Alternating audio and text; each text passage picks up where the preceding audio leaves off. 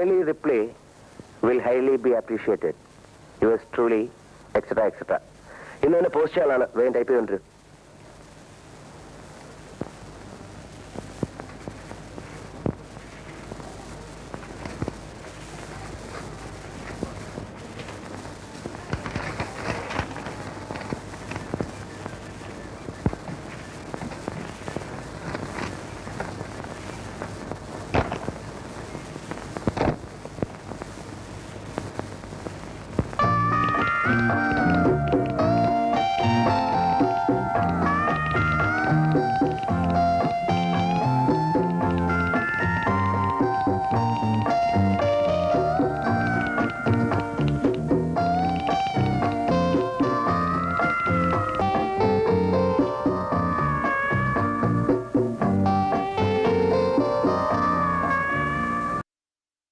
Excuse me, sir.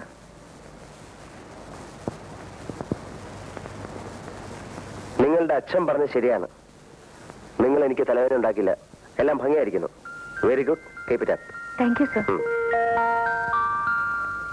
എനിക്ക് അത്ഭുതം തോന്നുന്നു. അമ്മയ്ക്ക് ഇത്ര പെട്ടെന്ന് ഇങ്ങനെ തോന്നാൻ കാര്യം? അവൾ മിടിക്കുക മോളെ. ഇന്നാണ് അതെനിക്ക് മനസ്സിലായത്. നമ്മുടെ ബാലന് ചേരും. മോൾ എന്ത് പറയുന്നു? അമ്മയ്ക്ക് ഇഷ്ടമാണെങ്കിൽ ഇതൊരു നല്ല കാര്യമാണെന്നാണ് എനിക്കും തോന്നുന്നത്. ബാലനോട് കൂടി ഒന്ന് ചോദിക്കണ്ടേ? അവനോട് എന്ത് ചോദിക്കാനാ? ഞാൻ തീരുമാനിക്കും, അവൻ അനുസരിക്കും. അല്ലാതെന്താ? തമ്പിയോട് ഇന്ന് സംസാരിച്ചാലോ? അത് വേണ്ട അമ്മേ. ബിന്ദുവിന്റെ അച്ഛനോട് ഞാനിത് പറയാം. അങ്ങനെ അദ്ദേഹം വഴി അവരുടെ ഭാഗത്തുനിന്ന് വരട്ടെ ആലോചന. അതല്ലെന്ന് നമുക്ക് അന്തസ്. Very good. നീ ഞാൻ വിചാരിച്ച പോലെ ഒന്നല്ലല്ലോടി. നിനക്ക് ബുദ്ധിയുണ്ടല്ലോ. അങ്ങനെ തന്നെ മതി.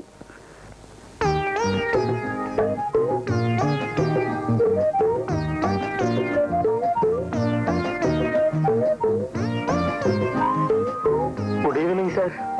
എന്നെ കണ്ടാ സാറ് മൂഡ് ഔട്ട് ആവുമെന്ന് എനിക്കറിയാം. എങ്കിലും വരാതെ നിവൃത്തിയില്ല. ഞാനിന്നൊന്നും കഴിച്ചിട്ടില്ല. എനിക്കൊരു ഗ്ലാസ് കഞ്ഞിവെള്ളം തരുമോ സർ? അതിന് ഇത് ഹോട്ടലൊന്നും അല്ല. ഹോട്ടൽ അല്ലെങ്കിൽ ഒരു വീട്ടിലല്ലേ സർ? അല്ല, വീടല്ലേ സർ? ഇവിടെ ആരുമില്ല. എല്ലാരും വെക്കേഷന് പോയിരിക്കുക. ഞാൻ ആഹാരം കഴിക്കുന്ന പോലെ ഹോട്ടലിൽ നിന്നാ. അയ്യോ സാർ, സാറ് ഹോട്ടലിൽ നിന്നാണ് ആഹാരം കഴിക്കുന്നത്? നല്ല വയറല്ലേ സാർ? എന്തിനാ അത് കേടാക്കി കളയുന്നത്?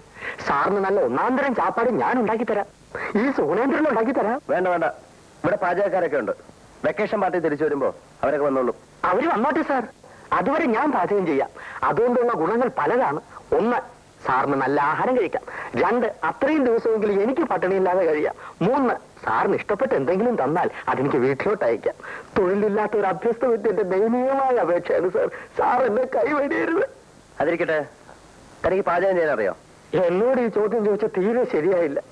സാർ എന്നെ ഒന്ന് പരീക്ഷിച്ച് നോക്കണം. ഞാൻ നല്ല ഒന്നാം തരം പാചകക്കാരനാണ് സാർ. അവാർഡ് പാചകക്കാരൻ. പിന്നെ റെക്കമെൻഡ് ചെയ്യാൻ ആളില്ലാത്തതുകൊണ്ട് എനിക്ക് അത് ഇതുവരെ കിട്ടിയില്ല. ശരി, തന്നെ ഒന്ന് പരീക്ഷിച്ച് നോക്കിയിട്ട് ബാക്കി കാര്യം. വാ, മതി മതി, തൊഴിൽ മതി. വാ.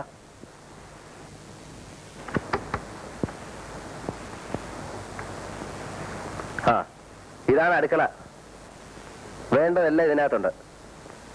വൈകിട്ടത്തെ ആഹാരം ശരിയാക്ക്. ചോറും കറിയും മതിയല്ലോ സാർ? മതി. ഊണ് മോശമാണെങ്കിൽ അപ്പ സ്ഥലം വിട്ടോണം. ഓക്കെ? Okay sir. സാറ് ബാക്കി മുറികളെല്ലാം പൂട്ടിയിട്ട് വയ്ക്കുള്ളൂ. തിരിച്ചു വരുമ്പോഴേക്കും അത്താഴം റെഡി. ശരി. ഒരു ചമ്മന്തി അരയ്ക്കാൻ പോലും അറിയാൻ പാടില്ലാത്ത ഞാൻ എങ്ങനെ പാചകം ചെയ്യും? എന്റെ ഗുരുവായൂരപ്പാ, ഈ പരീക്ഷണത്തിൽ നീ എന്നെ കൈവടിയരുതേ.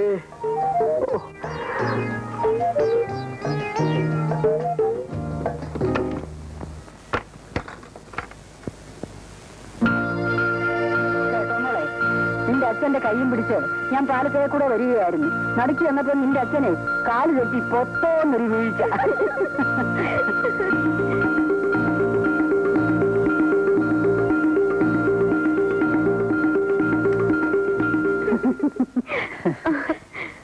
എന്നെ രക്ഷിക്കണം. ഈശ്വരനോട് തന്നെ രക്ഷിക്കണം. ആരാ? ഞാൻ സുഗുണേന്ദ്രൻ. എന്തുണ്ടായി? ഒന്നും ഉണ്ടായില്ല, ഉണ്ടാകും. അതിനു മുമ്പ് എന്നെ രക്ഷിക്കണം. ഞാനൊരു BSc കാരനാണ്. തൊഴിലില്ല. 5 സഹോദരിമാരുണ്ട്. അമ്മയ്ക്ക് വാദം. അച്ഛൻ വേറെ പെണ്ണ് കെട്ടി മൂലമറ്റത്തേക്ക് പോയി. എന്നെ കൈവിടരുത്. നിങ്ങൾ എന്തൊക്കെയാണ് ഈ പറയുന്നത്? ഒത്തിരി കാര്യങ്ങൾ പറയാനുണ്ട്, എല്ലാം പ്രധാനപ്പെട്ടതാണ്. താനും ഏതാദ്യം പറയണമെന്ന് ഒരു നിശ്ചയമില്ല അമ്മച്ചി. നിങ്ങൾ എവിടുന്നാ വരുന്നത്? ആ ബംഗ്ലാവിൽ നിന്ന് അവിടുത്തെ അരിവെപ്പുകാരനായിട്ട് ഇപ്പൊ ഒരു നിയമനം കിട്ടി. ആ തൊഴിൽ മാത്രം എനിക്ക് അറിഞ്ഞുകൂടാ. എന്നെ അതൊന്ന് പഠിപ്പിച്ചു തരണം. പഠിപ്പിച്ചു തരാനോ? അത് കൊള്ളാം.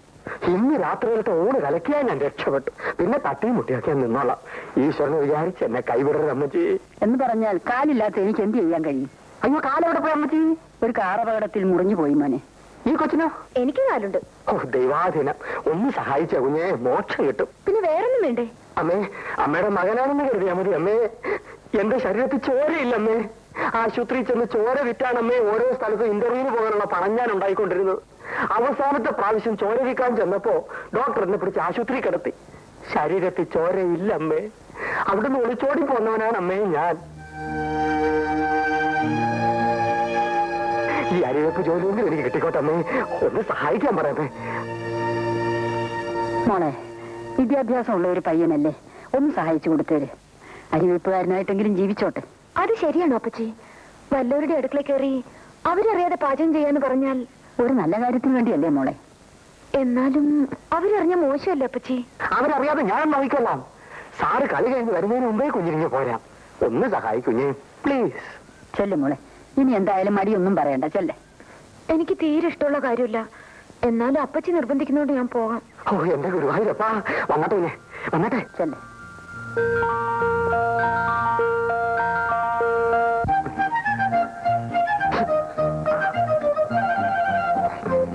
കുഞ്ഞേ, അവിയൽ നീ കായ എങ്ങനെ എരിയും? തൊലി കളഞ്ഞ് ഇത്രേശ നീളത്തിൽ കഷ്ണിച്ചെടുക്കൂ. അരി എന്തോ നോക്കൂ.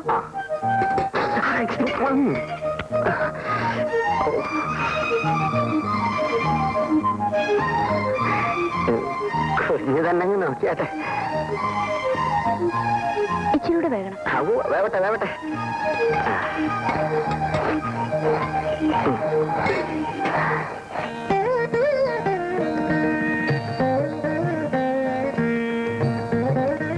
സുഗുണേന്ദ്ര, താൻ ആള് കൊള്ളാലോടും.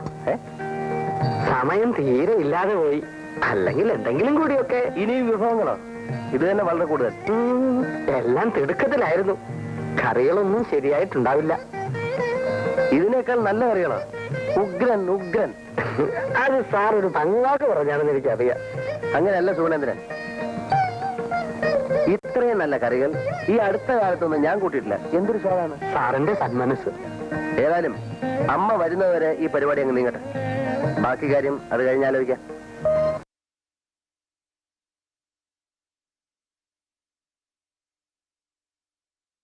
ആളൊരു പാവാണെന്ന് തോന്നുന്നു. അവനെ കണ്ടിട്ട് ബോംബെയിലുള്ള എന്റെ മോൻ ശ്രീധരനെ പോലിരിക്കുന്നു. ശരിയാ അപ്പച്ചി, അയാൾക്ക് ശ്രീയേട്ടന്റെ മുഖച്ചായുണ്ട്.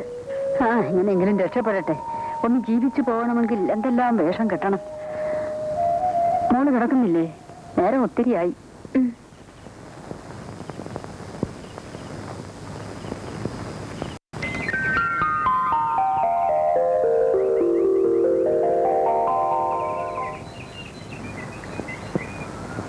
സുഗുണേന്ദ്ര,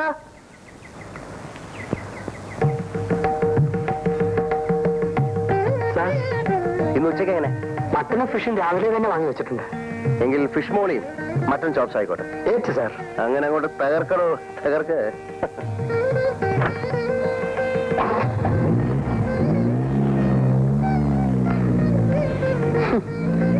ഫിഷ് മോളിയും മട്ടൺ ചോപ്സും, വേറെ ഒന്നും വേണ്ട. എന്റെ മീനാക്ഷി അമ്മേ രക്ഷിക്കണേ. ഒരു പ്രാവശ്യം കൂടെ ഒന്ന് സഹായിച്ചു കൊടു മോളെ. ആ നിൽപ്പ് കണ്ടില്ലയോ? അയ്യോ അപ്പച്ചി, എനിക്ക് ഓഫീസിൽ പോണ്ടേ. സാരമില്ല മോളെ, പോകുന്ന വഴിക്ക് ഒന്ന് കയറി ശരിപ്പെടുത്തി കൊടുത്തിട്ട് മോള് പൊയ്ക്കോ. ഫിഷ് മോളിയും മട്ടൺ ചോപ്സും ഇതിന്റെയൊക്കെ പേര് കേട്ടിട്ടുണ്ടെന്നുള്ളതല്ലാതെ ഞാൻ കണ്ടിട്ട് പോലും ഇല്ല കുഞ്ഞേ. എങ്കിൽ പിന്നെ ഇതൊക്കെ ഉണ്ടാക്കാൻ പോകുന്ന എന്തിനാ? ഞാൻ നിരപരാധിയാണ് കുഞ്ഞേ. ഇന്നലത്തെ ഊണിന്റെ സ്വാദാണ് ഈ ചതി ചെയ്തത്. കുഞ്ഞ് രക്ഷിച്ചില്ലേ ഞാൻ ചോപ്സ് ആയി പോ. അമ്മച്ചി ചെല്ലു മോളെ. ശരി വാ.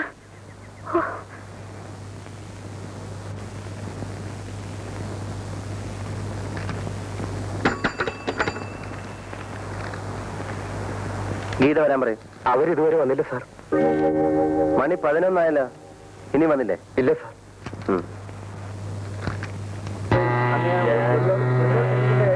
ഗീതേ,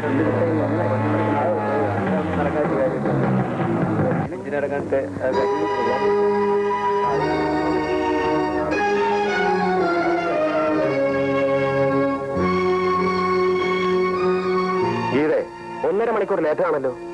ലേറ്റ് മാർക്ക് ചെയ്യണം. ഏതായാലും സാറിനോട് ചോദിച്ചിട്ട് ഒപ്പിട്ടാ മതി.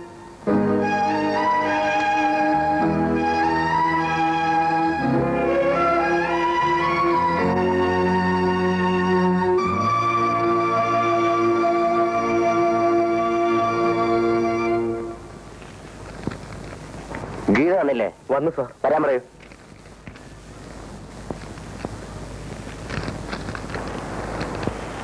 സാറ് വിളിക്കുന്നു.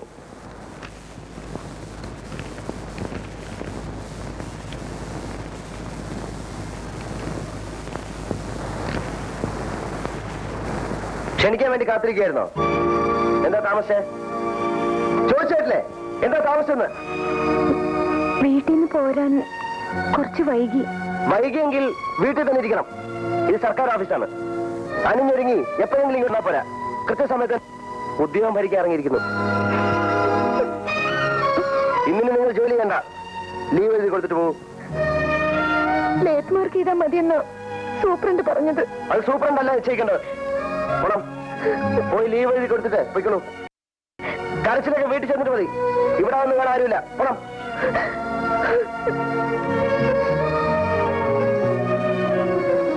ഒരയൽവാസിയോടുള്ള സ്നേഹമെങ്കിലും കാണിക്കാതെ ഇറക്കി വിട്ടുകളഞ്ഞല്ലേ മോളെ. ലേറ്റ് മാർക്ക് ചെയ്തിട്ട് ജോലി ചെയ്യാൻ സൂപ്രണ്ട് സാർ പറഞ്ഞതാണ്. എന്നിട്ട് മോൾ എന്താ ജോലി ചെയ്യാഞ്ഞത്? അദ്ദേഹം സമ്മതിക്കണ്ടേ അപ്പച്ചി? ഇവിടെ ഇരുന്ന് ഞാൻ അണിഞ്ഞൊരുങ്ങായിരുന്നു അത്ര. എന്ത് പറഞ്ഞാലും എനിക്ക് സത്യം പറയാൻ ഒക്കുവോ? സത്യം പറഞ്ഞാൽ സുഗുണേന്ദ്രനല്ലേ കുഴപ്പം? പോട്ടെ മോളെ, ഒരുത്തിനൊരു ജോലിക്ക് വേണ്ടിയല്ലേ. സഹിച്ചുകള മോളെ, ഈശ്വരൻ അനുഗ്രഹിക്കും.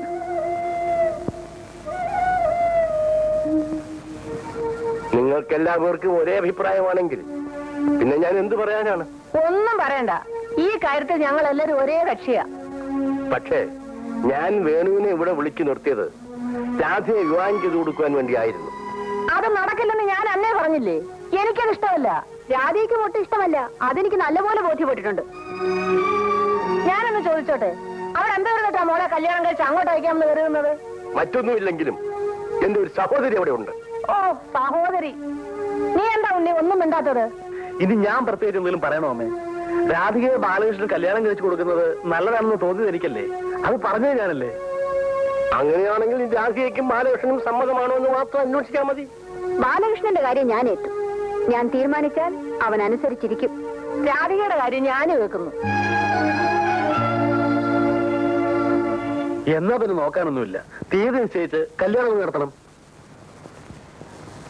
എന്നാ ആ കാര്യം ഞാൻ നോക്കുന്നു. ഏതായാലും നമ്മുടെ വിവാഹം നടക്കണമെങ്കിൽ നമ്മൾ തന്നെ തീരുമാനിക്കണം. ആ ജഡ്ജിക്കളെ ഇങ്ങോട്ട് വന്നാണ് ആകെ കുഴപ്പമായത്. അവരെ തട്ടിക്കളഞ്ഞാലോ? അയ്യോ, അത് വേണ്ട. എന്നാ നമുക്കൊരു കാര്യം ചെയ്യാം. സ്ഥലം വിട്ടുകളെ. എന്നിട്ട് ഒരു കൊച്ചു വീട് വാടകയ്ക്കെടുക്കാം. എന്നിട്ട് അവിടെ താമസിക്കാം. അത്രേ ഉള്ളോ? അതിവിടെ ആയിക്കൂടെ? ഇവിടെ ഇപ്പോ അമ്മാവനും കാര്യം മാറിയിരിക്കല്ലേ? അത് അമ്മയെ പേടിച്ച. അച്ഛൻ നമ്മുടെ പാർട്ടിയാ. അമ്മാവൻ കാല് മാറിയാലും എന്റെ കൊക്കിന് ജീവനുണ്ടെങ്കിൽ മറ്റൊരുത്തും നിന്റെ കരുത്തിൽ താലി കെട്ടാൻ ഞാൻ സമ്മതിക്കില്ല. നമ്മൾ എന്തോ ചെയ്യും? അവനെ ഇടിച്ചോടിച്ചിട്ട് നിന്നത് ഇങ്ങനെ പൊക്കി എടുത്തോണ്ട് പോകും.